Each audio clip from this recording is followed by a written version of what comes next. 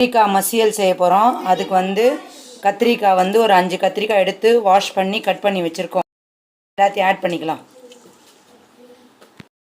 கத்திரிக்காய் ஆட் பண்ணதுக்கப்புறம் 2 உருளைக்கிழங்கு எடுத்து கட் பண்ணி வச்சுருக்கோம். அதையும் இதில் போட்டுக்கலாம். கத்திரிக்காய் உருளைக்கிழங்கு போட்டாச்சு. இப்போ இதில் பெரிய வெங்காயம் வந்து மீடியமாக உள்ள வெங்காயம் 2 வெங்காயம் எடுத்து கட் பண்ணிட்டேன். அதெல்லாம் இதில் ஆட் பண்ணிக்கலாம். ஆட் பண்ணியாச்சு. இப்போ இதில் 4 மீடியம் தக்காளி ஆட் பண்ணிக்கலாம், கட் பண்ணது. அதையும் ஆட் பண்ணியாச்சு. இப்போது 2 பச்சை மிளகா ஆட் பண்ணிக்கலாம். காரத்துக்கு ஏற்ற மாதிரி 2 பச்சை மிளகா ஆட் பண்ணிட்டேன். ஒரு அரை ஸ்பூன் குழம்பு மிளகாத்தூள் ஆட் பண்ணிக்கிட்டேன். அரை ஸ்பூன் மஞ்சள் தூள் ஆட் பண்ணிக்கிட்டேன். இதில் வந்து ஒரு சின்ன பெருங்காயம் துண்டை ஆட் பண்ணிக்கலாம். ஆட் பண்ணதுக்கப்புறம் இதெல்லாம் வந்து முழுகிற அளவு தண்ணி ஆட் பண்ணிக்கலாம். தண்ணி ஆட் பண்ணி ஒரு 5 விசில் வச்சிடலாம். போட்டு மூடியாச்சு.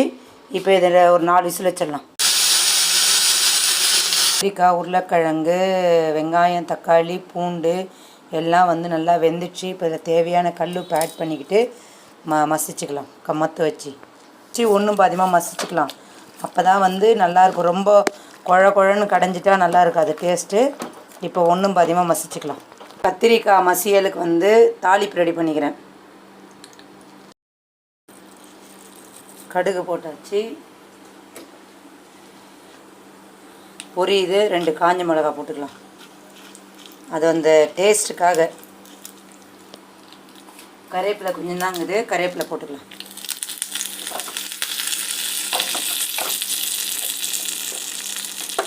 கத்திரிக்காய் கடையில் ரெடி ஆகிடுச்சு. அதுக்கு நம்ம ரெடி பண்ண தாளிப்பு ஆட் பண்ணிக்கலாம். இப்போ நல்லா மிக்ஸ் பண்ணிவிட்டு ஒரு கொதி வந்தோடனே ஆஃப் பண்ணிடலாம். கொத்தமல்லி தூவி ஆஃப் பண்ணிக்கலாம்.